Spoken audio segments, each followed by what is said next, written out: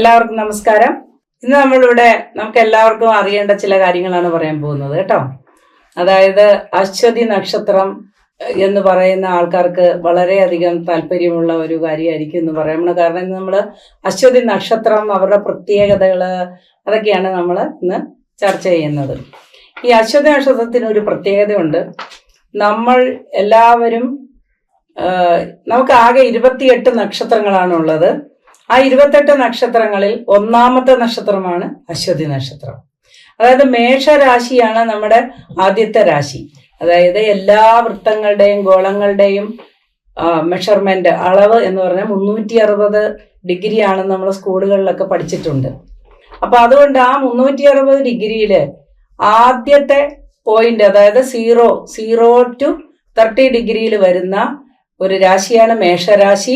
ആ മേഷരാശിയിൽ തന്നെ ആദ്യത്തെ നക്ഷത്രമാണ് നമ്മുടെ അശ്വതി നക്ഷത്രം. അശ്വതി നക്ഷത്രത്തെ അശ്വനി എന്നും നമ്മൾ പറയാറുണ്ട്.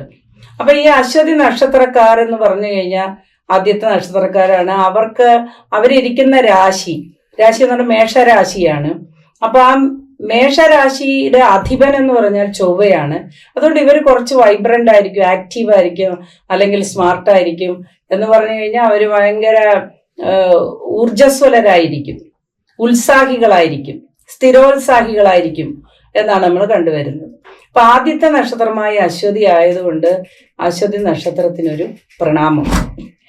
അപ്പോൾ ഈ അശ്വതി നക്ഷത്രം ദേവഗണത്തിൽപ്പെടുന്ന നക്ഷത്രമാണ്. അതായത് നമ്മുടെ ഓരോ നക്ഷത്രങ്ങൾക്കും ഓരോ വേർതിരിവുണ്ട്. അതായത് 3 ക്ലാസ്സിൽ പെടുന്നു, ക്ലാസിഫിക്കേഷൻ ഉണ്ട്. അതായത് ഒന്ന് നമ്മുടെ ദേവഗണം, അടുത്തത് അസുരഗണം. അസുരഗണം എന്ന് പറഞ്ഞാൽ ആരും നിരാശപ്പെടുകയൊന്നും വേണ്ട, ദൈവമല്ലാത്തത് എന്നേ അതിനർത്ഥമുള്ളൂ.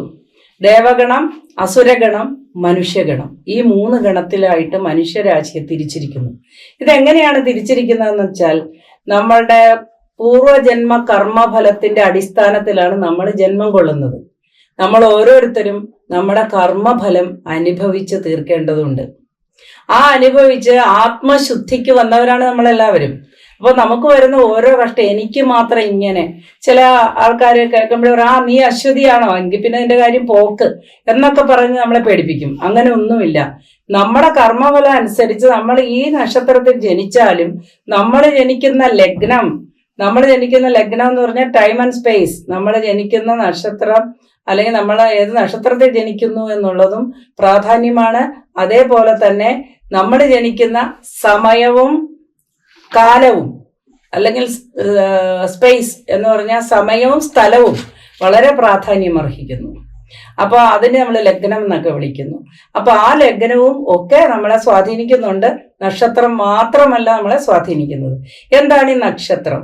നക്ഷത്രം എന്ന് പറഞ്ഞു കഴിഞ്ഞാൽ നമ്മൾ ഓരോരുത്തരും ജനിക്കുന്ന സമയത്ത് ഈ സൗരയൂഥത്തിൽ ഉണ്ടാകുന്ന ഭയങ്കരമായ ചലനങ്ങളും ഗ്രഹങ്ങളുടെ പരക്കം പാച്ചിലും അതിനിടയിൽ നമ്മുടെ ചന്ദ്രനാണ് നമ്മൾ കൂടുതൽ പ്രാധാന്യം കൊടുക്കുന്നത്. ചന്ദ്രൻ എന്ത് ചെയ്യുന്നു എന്ന് വെച്ചാൽ ഇതോടൊപ്പം തന്നെ 28 നക്ഷത്രങ്ങളിൽ ഇങ്ങനെ പാഞ്ഞ് വളരെ സ്പീഡിൽ സഞ്ചരിച്ചുകൊണ്ടിരിക്കും. അപ്പം നമ്മൾ ജനിക്കുന്ന സമയത്ത് ചന്ദ്രൻ എവിടെയാണ് നിൽക്കുന്നത്, ഏത് നക്ഷത്ര മേഖലയിലാണ് നിൽക്കുന്നത്, അതാണ് നമ്മുടെ നക്ഷത്രം. അതാണ് നമുക്ക് പലർക്കും അറിഞ്ഞുകൂടാത്ത കാര്യമാണ്. ഈ കാര്യം പഠിച്ചിട്ടുള്ളവർക്കറിയാം. സാധാരണക്കാർക്ക് വേണ്ടിയിട്ടാണ് നമ്മൾ ഇതെല്ലാം ചെയ്യുന്നത്. പഠിച്ചിട്ടുള്ളവർ ക്ഷമിക്കുക. അപ്പൊ അങ്ങനെ നമ്മൾ ഈ നക്ഷത്രത്തിൽ ജനിച്ചു, അശ്വതി നക്ഷത്രത്തിൽ ജനിച്ചു എന്ന് നമ്മൾ സന്തോഷത്തോടു കൂടി പറയുകയാണ്. അശ്വതി നക്ഷത്രം നമുക്ക് ചൊവ്വയുടെ ഒരു സ്വാധീനമുള്ള നക്ഷത്രമാണ്. അതേപോലെ കേതുവിന്റെ ദശയിലാണ് നമ്മൾ ജനിക്കുന്നത്. അശ്വതി നക്ഷത്രക്കാർ കേതുർ ദശയിൽ ജനിക്കുന്നു. കേതുർ ദശ 7 വർഷം ആണ് ഉള്ളത്. 7 വർഷമാണ് ഉള്ളത്. അപ്പൊ ആ 7 വർഷത്തിൽ പൂർവജന്മത്തില് നമ്മൾ അനുഭവിച്ച് തീർന്ന് മരിച്ചു പോയിട്ട് പുനർജനിക്കുന്ന ആ കണക്ക് കൂട്ടുന്ന ദൈവജ്ഞനാണ് ജ്യോത്സ്യൻ. അപ്പൊ ആ പൂർവജന്മത്തെ ശിഷ്ടം, ജനന ശിഷ്ടം 7 വർഷത്തില് എത്ര നാളുണ്ട്, 3.5 വയസ്സ് വരെ, അല്ലെ 1 വയസ്സ് വരെ, 2 വയസ്സ് വരെ, 0 വയസ്സ് വരെ എന്നൊക്കെ ജ്യോത്സ്യൻ ഗണിച്ച് ഇട്ടിട്ടുണ്ടാകും. അപ്പൊ ആദ്യം അവർക്ക് എന്ത് വരുന്നു? കേതുർദശ വരുന്നു. പിന്നീട് അവർക്ക് ശുക്രദശ വരുന്നു. അപ്പൊ ഇങ്ങനെ ആ ദശാകാലങ്ങള് ഒന്നൊന്നായി അവർക്ക് വന്നുകൊണ്ടിരിക്കുകയാണ്. അപ്പം നമുക്ക് ആ ദശാകാലങ്ങളെ കുറിച്ചൊക്കെ പിന്നീട് ചിന്തിക്കാം. ഇനി അശ്വതി നക്ഷത്രം ദേവഗണത്തിൽ പെടുന്നു എന്ന് പറഞ്ഞു. എന്താണ് ഈ ദേവഗണത്തിൽ പെടുന്നതുകൊണ്ടുള്ള ഒരു പ്രത്യേകത? ദേവഗണത്തിലുള്ള മനുഷ്യരൊക്കെ ഒരു പരിധിക്കപ്പുറത്തോട്ട് ദുഷ്ടത്തരങ്ങളൊന്നും ചെയ്യില്ല, ക്രൂരതകളൊന്നും ചെയ്യില്ല. കള്ളത്തരമൊക്കെ കാണിക്കുമെങ്കിൽ പോലും അതിനും ഒരു ലിമിറ്റ് ഉണ്ടാകും. അല്ലെങ്കിൽ ദേവഗണത്തിൽപ്പെടുന്നവർക്ക് വലിയ അറ്റാച്ച്മെന്റ് ഒന്നും ആരോടും കാണില്ല. ഭയങ്കരമായ ഗാഠമായ ഒരു അടുപ്പമോ പ്രണയമോ ഒന്നും കാണില്ല. അവർക്ക് പ്രത്യേകിച്ച് ആരോടും വലിയ നന്ദിയും കാണാറില്ല. അവർ വളരെ മാറ്റർ ഓഫ് ഫാക്റ്റ് ആണ്. അവര് കാര്യങ്ങളിൽ ശ്രദ്ധിച്ച് മുമ്പോട്ട് പോകുന്ന ആളാണ്. കർമ്മ നിരതരാണ്. വളരെ അത്യാവശ്യമുള്ള കാര്യങ്ങൾ അവർ ഉത്തരവാദിത്വത്തോടു കൂടി വളരെ ഭംഗിയായി പൂർത്തീകരിക്കുന്നവരാണ്. പിന്നെ ഇവർക്ക് മാപ്പ് കൊടുക്കുന്ന ഒരു സ്വഭാവം കുറവാണ്. അവർക്ക് ഒരിക്കൽ അവരെ വേദനിപ്പിച്ചവരോട് അവർക്ക് പിന്നെ ക്ഷമിക്കാനാവില്ല. അവരവരെ മാറ്റി നിർത്തും. പിന്നെ അതുകൂടാതെ നമുക്ക് ഇവരുടെ പക്ഷി വന്നിട്ട് പുള്ളാണ്. പുള്ള് എന്ന് പറയുന്ന പക്ഷി രാത്രി കാലങ്ങളിൽ ആക്റ്റീവായിരിക്കുന്ന ഒരു പക്ഷിയാണ്. എന്നാൽ പുള്ളിന് ഒരുപാട് കഴിവുകളുണ്ട്. നമ്മൾ ഒരുപാട് കാര്യങ്ങളൊക്കെ പുള്ളിനെ കുറിച്ച് കേട്ടിട്ടുണ്ട്. മൂങ്ങ എന്ന് പറയുന്ന പക്ഷിയാണല്ലോ പുള്ള്. അപ്പൊ ഇത് രാത്രികാലങ്ങളിൽ ആക്റ്റീവായിരിക്കുന്ന പക്ഷിയാണ്. അതുകൊണ്ട് ഇവർക്ക് രാത്രികാലങ്ങളിൽ ഉറക്കളച്ചിരുന്ന ജോലികളൊക്കെ ചെയ്യാനായിട്ട് സാധിക്കും. കൂടാതെ ഇവർക്ക് ഇൻഡ്യൂഷൻസ് വരുന്നവരാണ്. അതായത് അവർക്ക് 6ാം ഇന്ദ്രിയം ചെറുതായി പ്രവർത്തിക്കുന്ന ആൾക്കാരാണ്. ഇവർക്ക് ജ്യോതിഷ കാര്യങ്ങളൊക്കെ ചെയ്യാനൊക്കെ ഉള്ള കഴിവുകളൊക്കെ താനേ ഉണ്ടാകുന്നതാണ്. ജ്ഞാനികളാണ്. എന്നാൽ ഇവരുടെ ശുക്രൻ ബാലശുക്രനായതുകൊണ്ട് ഇവർക്ക് ആദ്യകാലങ്ങളിൽ അവരുടെ മിക്കവാറും വിവാഹത്തിന് മുമ്പായിരിക്കും ആ സമയം ഈ ശുക്രദശ വന്ന് തീരുന്നത് കൊണ്ട് അയ്യോ അശ്വതി നക്ഷത്രക്കാർക്ക് എന്നും കഷ്ടമാണെന്നൊരു തോന്നൽ വരും. പിന്നീട് തുടർന്ന് വരുന്ന ദശകളെല്ലാം തന്നെ ചിലതൊക്കെ പ്രതികൂല ദശകളായതുകൊണ്ടും പിന്നീട് ഇവർക്കൊരു വ്യാഴദശ വരുന്നത് വളരെ പ്രായം ചെന്നതിന് ഒരു 60 വയസ്സിന് ശേഷമൊക്കെ ആയതുകൊണ്ടും ഇവർക്ക് ദശാകാലങ്ങളൊക്കെ പ്രതികൂലമാണ് എന്നൊരു ധാരണ ഉണ്ടാകും.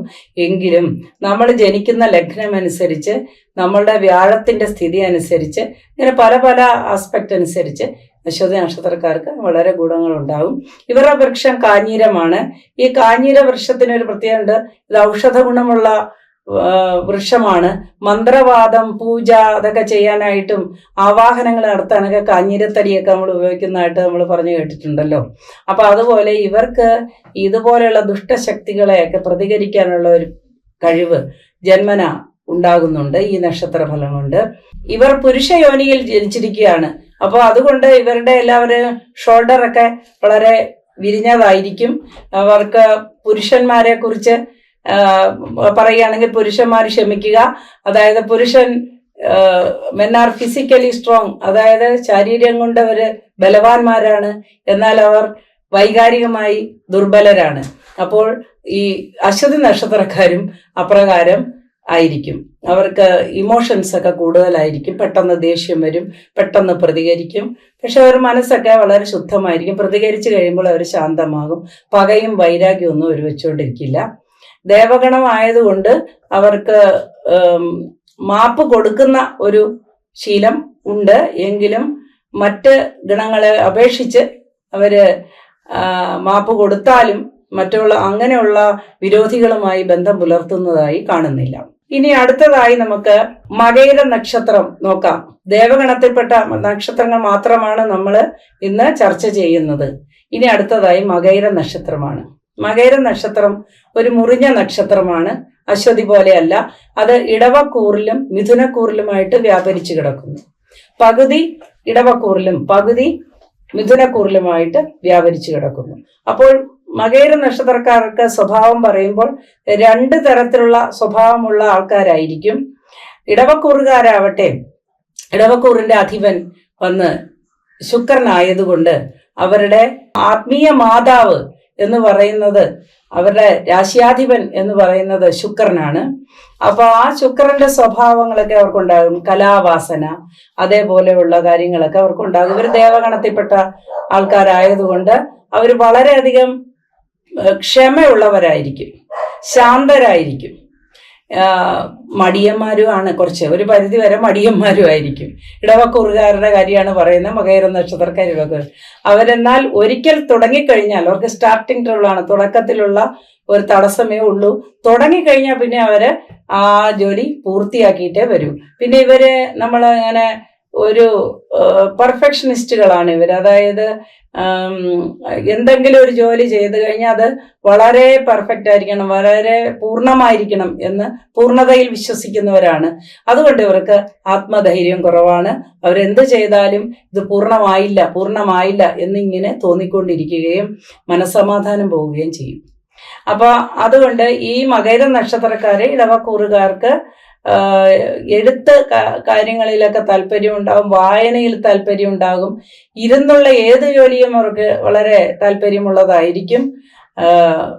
കൂടാതെ അവരുടെ സ്വഭാവത്തിലൊക്കെ വളരെയധികം വ്യത്യാസം മകയിരം മിഥുനക്കൂറിനേക്കാളും ഉണ്ടാകുന്നതാണ്. മകയിര നക്ഷത്രക്കാർ സ്ത്രീ യോനിയിൽപ്പെടുന്നവരാണ്. സ്ത്രീ യോനി എന്ന് പറഞ്ഞാൽ വളരെ മോശമായ കാര്യമൊന്നുമല്ല. ഒരു സ്ത്രൈണഭാവം മകയിര നക്ഷത്രക്കാർക്ക് ഇടവക്കൂറുകാർക്ക് ഉണ്ടാകുന്നത് സ്വാഭാവികമാണ്. എന്നാൽ അവർ മൾട്ടിപ്പിൾ ടാലൻസ് ഉള്ളവരായിരിക്കും. അതായത് വിവിധ തരം കലകളിൽ, വിവിധ തരം കാര്യങ്ങളിൽ കഴിവുള്ളവരായിരിക്കും. എന്നാൽ ഇവർ പെർഫെക്ഷനിസ്റ്റുകളാണ്. അതായത് അവർ ചെയ്യുന്ന ഓരോ പ്രവൃത്തിയിലും അവർക്ക് പരിപൂർണത ഉണ്ടോ എന്ന് സംശയമാണ്. അതുകൊണ്ട് ആത്മധൈര്യം കുറഞ്ഞ ആളുകളായിരിക്കും. ഇവരുടെ മൃഗം പാമ്പാണ്. അതുകൊണ്ട് ഇവർക്ക് ചെറിയ ഒരു പിന്ന് വീണാൽ പോലും കേൾക്കാനുള്ള ശ്രവണശക്തി വളരെ അധികം ഉണ്ടായിരിക്കും. കൂടാതെ ഇവരും വളരെ ദൈവികമായ ഒരുപാട് കഴിവുകളുള്ളവരും ഈശ്വരവിശ്വാസികളുമായിരിക്കും. ആദർശങ്ങൾ വച്ചു പുലർത്തുന്നവരായിരിക്കും. കൂടാതെ ഇവരുടെ ജീവിതശൈലി തന്നെ വളരെ വ്യത്യസ്തമായിരിക്കും. ചിട്ടകളിലുമൊക്കെ ആഹാര രീതികളിലുമൊക്കെ വളരെയധികം വ്യത്യസ്തത പുലർത്തുന്നവരായിരിക്കും മകയിര നക്ഷത്രക്കാർ. ഇവരുടെ വൃക്ഷം കരിഞ്ഞാലിയാണ്. ഈ കരിഞ്ഞാലി എന്ന് പറയുന്ന വൃക്ഷം ഔഷധ ഗുണമുള്ള ഒരു വൃക്ഷമാണ്. നമ്മൾ ഇങ്ങനെ ഔഷധത്തിന്, മരുന്നുകൾക്കൊക്കെ നമ്മൾ ആയുർവേദത്തിലൊക്കെ ഉപയോഗിക്കുന്ന ഒരു വസ്തുവാണ്. പിന്നെ നമ്മൾ ദാഹജലം കുടിക്കാനും കരിഞ്ഞാലിയുടെ ഇതെല്ലാം ഇടാറുണ്ട്.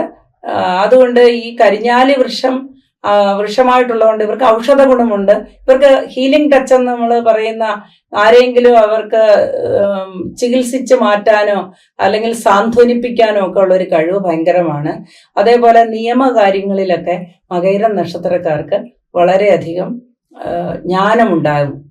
ഉപദേശിക്കാനൊക്കെ വളരെയധികം ജ്ഞാനമുള്ള ആൾക്കാരായിരിക്കും മകയിര നക്ഷത്രക്കാർ. മിഥുനക്കൂർ മകയിര നക്ഷത്രക്കാരാകട്ടെ വ്യത്യസ്തമായ സ്വഭാവം പുലർത്തുന്നവരായിരിക്കും. അവർ പൊതുവെ ആരോടും ഒന്നും പറയാതെ ഇരിക്കുന്നവരായിരിക്കും. വളരെ മിതമായി സംസാരിക്കുന്നവരും സ്വന്തം കാര്യങ്ങൾ ഒരിക്കലും ആരും അറിയരുതെന്ന് ആഗ്രഹിക്കുന്നവരും ഒക്കെയാണ്. എന്നാൽ ഇവർക്ക് ശരീരത്തിൽ നീരിറങ്ങുന്ന ഒരു പ്രകൃതമുണ്ട്. ഇവർക്ക് നീരിറക്കത്തിന്റെ അസുഖം സാധാരണയായി കണ്ടുവരാറുണ്ട്. എന്നാൽ ഇവർക്ക് കലാവാസന വളരെയധികം കൂടുതലായി കാണുന്നു. വൈദ്യന്മാരായിട്ടുള്ളവരെ, ഡോക്ടർമാരായിട്ടുള്ളവരെ അല്ലെങ്കിൽ കലാകാരന്മാരായിട്ടുള്ളവരൊക്കെ ഒരുപാടുള്ളത് ഈ മകയിര നക്ഷത്രത്തിലാണ്. പൊതുവെ ശാന്തസ്വരൂപരായിരിക്കും മകയിര നക്ഷത്രക്കാർ. ദേവഗണത്തിന്റെ ഒരു പ്രത്യേകത അതാണ്. വളരെ നിക്കക്കളി ഇല്ലാതെ വന്നാൽ മാത്രമാണ് അവര് പ്രതികരിക്കുന്നത്. ഇനി നമുക്ക് ദേവഗണത്തിൽപ്പെട്ട പുണർന്ന നക്ഷത്രക്കാരെ നോക്കാം. പുണർ നക്ഷത്രക്കാർ പൊതുവെ ശാന്തസ്വരൂപരായിരിക്കും. മുറിഞ്ഞ നക്ഷത്രമാണ്. അത് മിഥുനക്കൂറിലും കർക്കിടകക്കൂറിലുമായിട്ട് കിടക്കുന്നു. മിഥുനം രാശിയുടെ അധിപൻ ബുധനാണ്. കർക്കിടക രാശിയുടെ അധിപൻ ചന്ദ്രനാണ്. അപ്പൊ അതിൻ്റെതായ സ്വഭാവ വ്യത്യാസങ്ങൾ അവർക്ക് ഉണ്ടാകും. എങ്കിലും ഇവരുടെ കൂറുകളൊക്കെ ഒന്നായിരിക്കും. ഇവരുടെ മൃഗം, പക്ഷി, ഗണം ഇതെല്ലാം ഒന്നായിരിക്കും. അതുകൊണ്ടൊരു പൊതു സ്വഭാവം അവർക്ക് ഉണ്ടായിരിക്കും. മകയിര നക്ഷത്രക്കാർ ശാന്തസ്വരൂപരായിരിക്കും.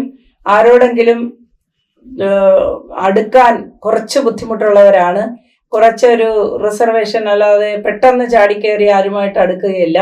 അത്ര തുറന്ന പ്രകൃതക്കാരായിരിക്കുകയില്ല. അവർക്ക് വളരെ ബുദ്ധി നന്നായി തെളിഞ്ഞ ബുദ്ധി പ്രവർത്തിക്കുന്നവരാണ്. അവർക്ക് പറയാതെ തന്നെ പല കാര്യങ്ങളും മനുഷ്യരുടെ ചലനങ്ങളിൽ നിന്ന് വായിച്ചറിയാനുള്ള കഴിവുണ്ട്. മനഃശാസ്ത്രം അവർക്ക് ജന്മനാ തന്നെ സിദ്ധമാണ്. അതേപോലെ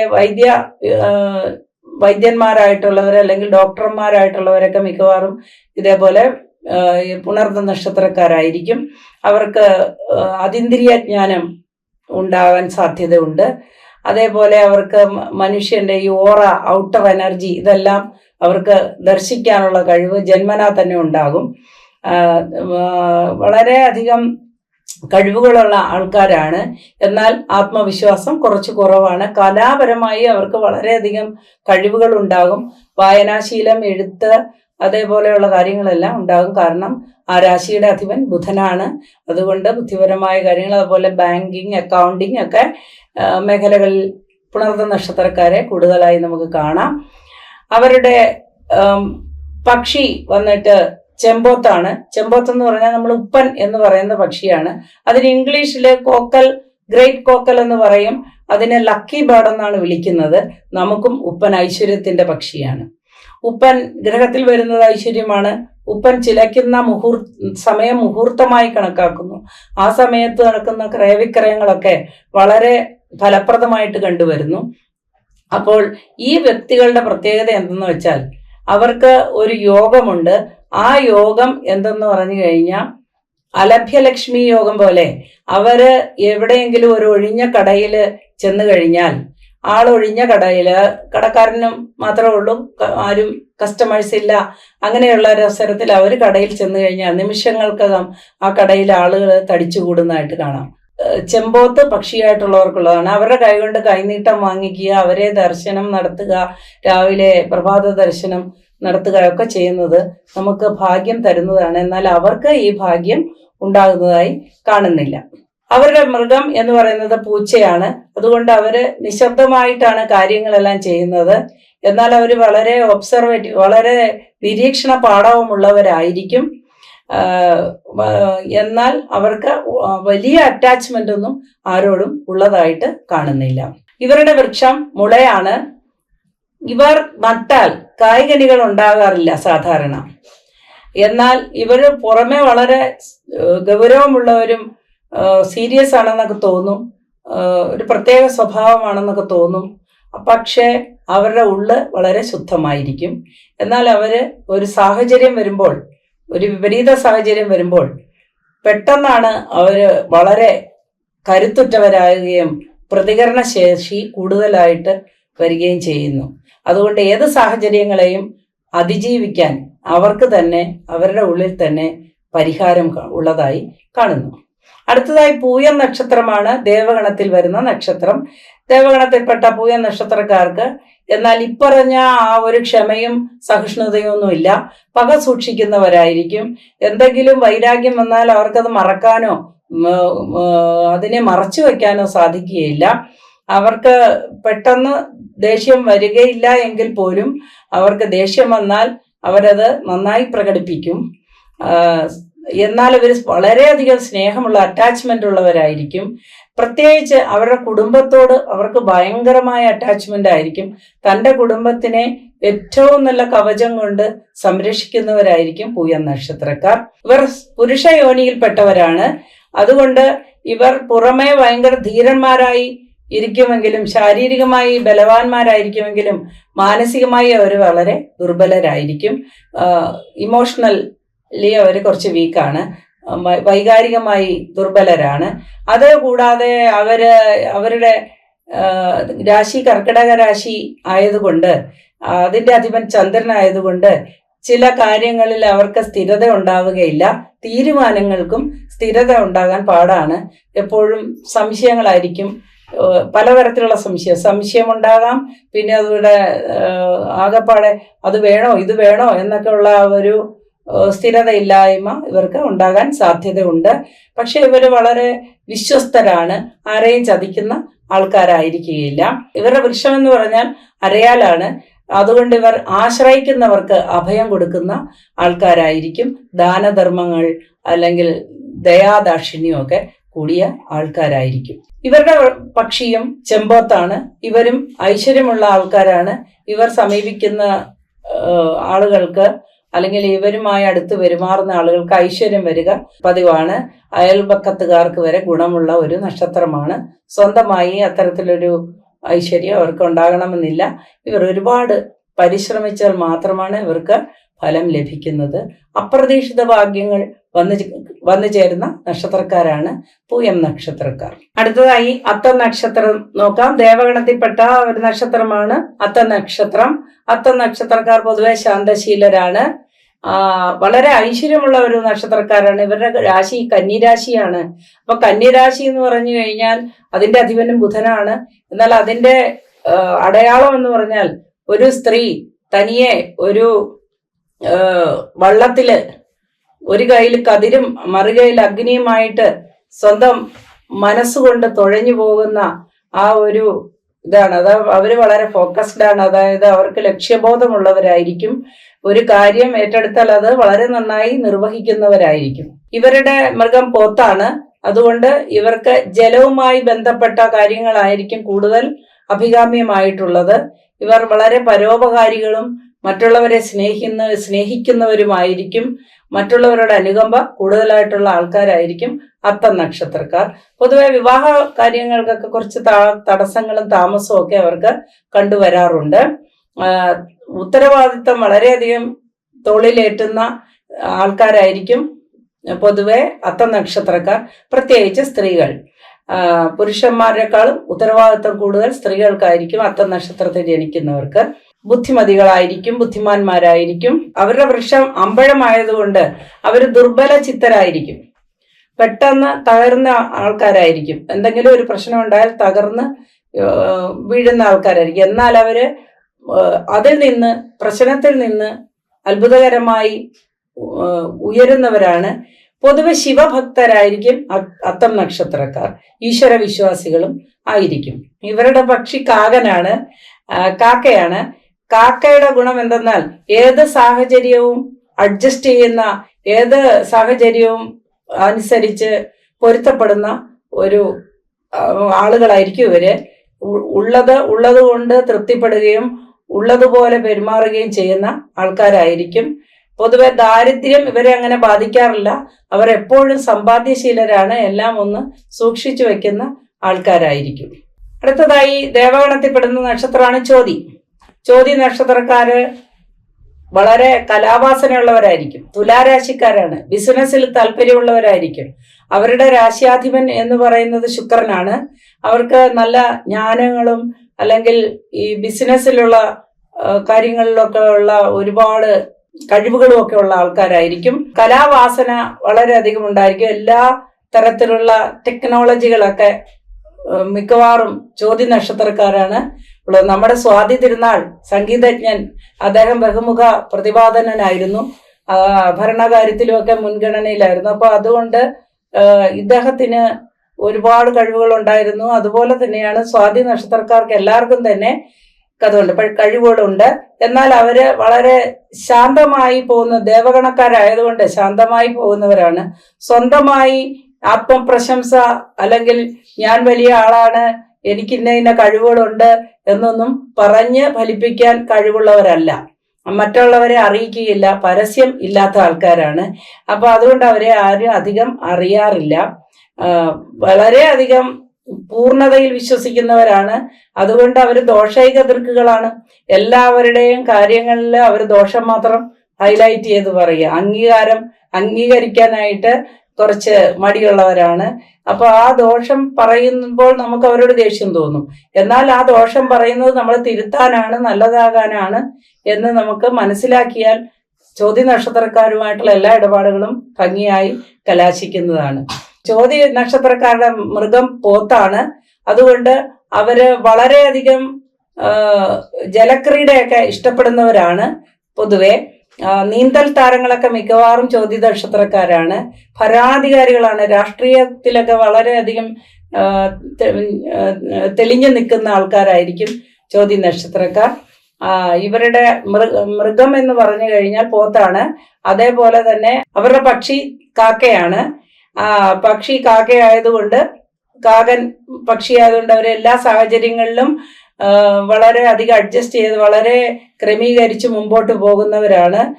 ദീർഘായുസ് ഉള്ള ആൾക്കാരാണ് ചോതി നക്ഷത്രക്കാർ. സ്വാതി നക്ഷത്രം എന്ന് പറയുന്നത് തന്നെയാണ് ചോതി നക്ഷത്രം. അതേപോലെ ചോതി നക്ഷത്രക്കാരുടെ വൃക്ഷം നീർമരുതാണ്. നീർമരുതിന്റെ പ്രത്യേകത കായ് കനികൾ ഉണ്ടാകാത്ത വൃക്ഷമാണ്. അതുകൊണ്ട് പക്ഷെ തഴച്ചു വളരുകയും വളരെ സുഗന്ധപൂരിതമായിരിക്കും.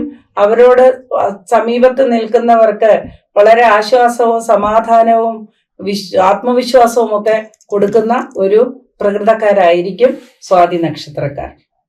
ഇനി അടുത്തതായി നമുക്ക് തിരുവോണം നക്ഷത്രക്കാരാണ് ദേവഗണത്തിൽപ്പെടുന്ന നക്ഷത്രക്കാർ. തിരുവോണം നക്ഷത്രം ശനിയുടെ രാശിയിലാണ് ഉള്ളത്, മകരരാശിയിലാണ്. തിരുവോണ നക്ഷത്രക്കാർ പൊതുവെ ദാനശീലരും ദയയും കാരുണ്യവും ഒക്കെ ഉള്ളവരായിരിക്കും. എങ്കിലും വിരോധം വന്നു കഴിഞ്ഞാൽ അവർക്ക് മാപ്പ് കൊടുക്കാനായിട്ട് കുറച്ച് മടിയാണ്, മാപ്പ് കൊടുക്കുകയില്ല. ആ വിരോധം അവർ മനസ്സിൽ സൂക്ഷിക്കുകയും വൈരാഗ്യത്തോടുകൂടി പെരുമാറുകയും ചെയ്യുന്നവരാണ്. പുരുഷയോനിയിൽപ്പെട്ട ആൾക്കാരാണ് തിരുവോണ നക്ഷത്രക്കാർ. പുരുഷയോനിയിൽപ്പെട്ടവരാണ്. അതായത് അവർ വളരെ ശാരീരികമായി വളരെ വിരിഞ്ഞ തോളും ഒക്കെയുള്ള ആൾക്കാരായിരിക്കും. ബലം കൂടിയവരായിരിക്കും. എന്നാൽ ഇവരെ സംശയത്തിന് പെട്ടെന്ന് ഇരയാകുന്നവരാണ്. എല്ലാം സംശയദൃഷ്ടിയോടുകൂടി നോക്കുന്നവരായിരിക്കും. അവർ മാനസികമായിട്ട് വളരെ ദുർബലരാണ്. പുറമെ അവര് വളരെ ശക്തരാണെന്ന് ഭാവിക്കുന്ന ഒരു കൂട്ടരായിരിക്കും. അതുകൂടാതെ അവരുടെ മൃഗം എന്ന് പറഞ്ഞാൽ അവരുടെ മൃഗം കുരങ്ങാണ്. അതുകൊണ്ട് അവർ വലുതായാലും കൊച്ചു കുട്ടികളെ പോലെ പെരുമാറുന്നവരായിരിക്കും. അതുമല്ല മാത്രമല്ല അവർ ഏത് വിഭാഗക്കാരുമായിട്ട് മിങ്കിൾ ചെയ്യുന്നവരായിരിക്കും. ഐശ്വര്യമുള്ള നക്ഷത്രമാണ് തിരുവോണക്കാർ. അവർക്ക് ധനസമൃദ്ധി, മിക്കവാറും തിരുവോണ നക്ഷത്രക്കാർക്ക് ധാരാളം സമ്പത്ത് ഉണ്ടാകാറുണ്ട്. ധനസമൃദ്ധി ഉള്ളവരായിരിക്കും. ഇവരുടെ പക്ഷി കോഴിയാണ്. കോഴിയായതുകൊണ്ട് ഇവർ സൗന്ദര്യവതികളായിരിക്കും. സൗന്ദര്യമുള്ള പുരുഷന്മാരായിരിക്കും ഈ നക്ഷത്രത്തിൽ ജനിക്കുന്നവര്, തിരുവോണ നക്ഷത്രത്തിൽ ജനിക്കുന്നവര്. ഇവർ ഭരണകാര്യങ്ങളിൽ വളരെ മുൻനിരയിൽ നിൽക്കുന്നവരായിരിക്കും. കലാവാസനയുമുണ്ട്. എന്നാൽ ജന്മന ഒരു തുടങ്ങാൻ എന്തെങ്കിലും ഒന്ന് തുടങ്ങാൻ വളരെ മടിയുള്ളവരായിരിക്കും. ഒന്നും പൂർത്തിയാക്കാനും സാധ്യതയില്ല. എല്ലാം പകുതിക്ക് വെച്ച് നിർത്തി പോകുന്നവരാണ് തിരുവോണ നക്ഷത്രക്കാർ. അടുത്തതായി അവരുടെ വൃക്ഷ എരുക്കാണ്. എരുക്കെന്ന് പറഞ്ഞാൽ വളരെ ഔഷധ ഗുണമുള്ളതും വളരെയധികം കറയുള്ളതുമാണ്. അപ്പൊ അവർക്ക് അറ്റാച്ച്മെന്റ് ഉണ്ട്, മറ്റുള്ളവർ അടുപ്പം, സ്നേഹം, ആത്മാർത്ഥതയൊക്കെ ഉണ്ട്. ശിവന്റെ ചെടിയാണ്, ശിവന്റെ വൃക്ഷമാണ് എരുക്കെന്ന് നമുക്കറിയാം. അതുകൊണ്ട് ഈ എരുക്ക് എന്ന് പറഞ്ഞാൽ ദൈവികമായ ഒരു ബ്ലെസ്സിങ്സ്, അവര് അവസാനമൊക്കെ വളരെയധികം ദൈവികമായ പാതയിലേക്ക് പോകുന്നതായിട്ട് കണ്ടുവരുന്നു. തിരുവോണ നക്ഷത്രക്കാർക്ക് ഈശ്വര വിശ്വാസം വളരെയധികം ഉണ്ടായിരിക്കും. ഇനി അടുത്തതായി രേവതി നക്ഷത്രമാണ്. രേവതി നക്ഷത്രക്കാർ വളരെ ഭക്തരും നേരായ മാർഗത്തിലൂടെ നടക്കുന്നവരും ഒക്കെയാണ് പൊതുവെ. എന്നാൽ മുൻകോപികളാണ് രേവതി നക്ഷത്രക്കാർ. അവർക്ക് മനസ്സിലൊന്നും വച്ചുകൊണ്ട് ഇരിക്കുന്ന അഴുക്കെല്ലാം കഴുകി കളയുന്നവരാണ്. വച്ചുകൊണ്ടിരിക്കുന്ന സ്വഭാവമില്ല. അതേപോലെ അവരുടെ രാശിയാധിപൻ വ്യാഴമാണ്. രാശിയാധിപൻ വ്യാഴമായതുകൊണ്ട് ക്ഷമയും സഹിഷ്ണുതയും വളരെയധികം കൂടുതലായിരിക്കും. ത്യാഗ മനോഭാവമുള്ളവരായിരിക്കും രേവതി നക്ഷത്രക്കാർ. പിന്നെ അവരെന്തെങ്കിലും പ്രവൃത്തി ചെയ്താൽ അതിന് അംഗീകാരം കിട്ടണം എന്ന് നിർബന്ധമുള്ളവരായിരിക്കും. അപ്പോൾ അവരുണ്ടാക്കുന്ന വിഭവങ്ങളാണെങ്കിലും അല്ലെങ്കിൽ അവരുണ്ടാക്കുന്ന സൃഷ്ടികളാണെങ്കിലും മറ്റുള്ളവർ പ്രശംസിച്ച് പറയുന്നതിൽ സന്തോഷിക്കുന്നവരാണ്. ദാനശീലരായിരിക്കും. രേവതി നക്ഷത്രക്കാരുടെ മൃഗം ആനയാണ്.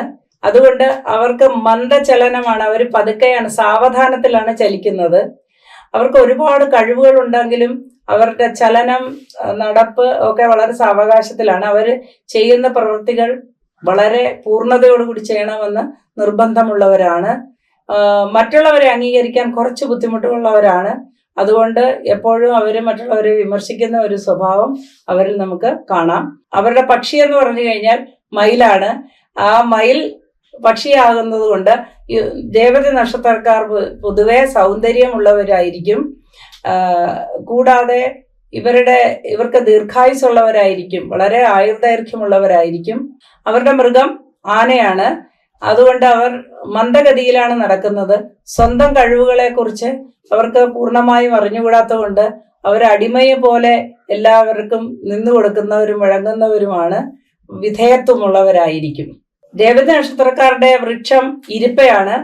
ഇരിപ്പ വൃക്ഷമായതുകൊണ്ട് ഏത് സാഹചര്യങ്ങളെ അതിജീവിക്കാൻ അവർക്ക് കഴിവുണ്ടാകും. എത്ര കൊടുങ്കാറ്റടിച്ചാലും ഇരിപ്പ വളഞ്ഞു കുത്തിയാലും നിവർന്നു വരുന്ന ഒരു വൃക്ഷമായതുകൊണ്ട് ആത്മധൈര്യം ഇവർക്ക് ഉണ്ടായിരിക്കും. ഏത് സാഹചര്യങ്ങളെയും അതിജീവിക്കാനുള്ള കഴിവ് അവർക്കുണ്ടാകും. ഇപ്രകാരം നമ്മൾ ദേവഗണത്തിൽപ്പെട്ട ആളുകളെ കുറിച്ച് ഇപ്പോൾ പറഞ്ഞു. ഈ ദേവഗണത്തിൽപ്പെട്ട ആളുകളെ നമ്മൾ നിസ്സാരമായി കാണേണ്ട. അവർക്ക് ഒരുപാട് കഴിവുകളുണ്ട്. അവരോട് പൊരുതിയാൽ, പ്രത്യേകിച്ച് പൂയ നക്ഷത്രക്കാരോട് വഴക്കിട്ടാൽ നമുക്ക് നാശം സംഭവിക്കും എന്നൊരു സങ്കല്പവും അതിൻ്റെ ജീവിതാനുഭവങ്ങളും ഒക്കെ ആചാര്യന്മാര് പറഞ്ഞിട്ടുണ്ട്. അപ്പോൾ ഇന്ന് നമുക്ക് ഇത്രയും പറഞ്ഞുകൊണ്ട് ഈ വിഷയം ഇവിടെ നിർത്തുകയാണ്. വീഡിയോ കാണുന്നത് വരെ എല്ലാവർക്കും നമസ്കാരം. എല്ലാവരെയും ഈശ്വരൻ അകമഴിഞ്ഞ് അനുഗ്രഹിക്കട്ടെ എന്ന് പ്രാർത്ഥനയോടുകൂടി നിർത്തുന്നു.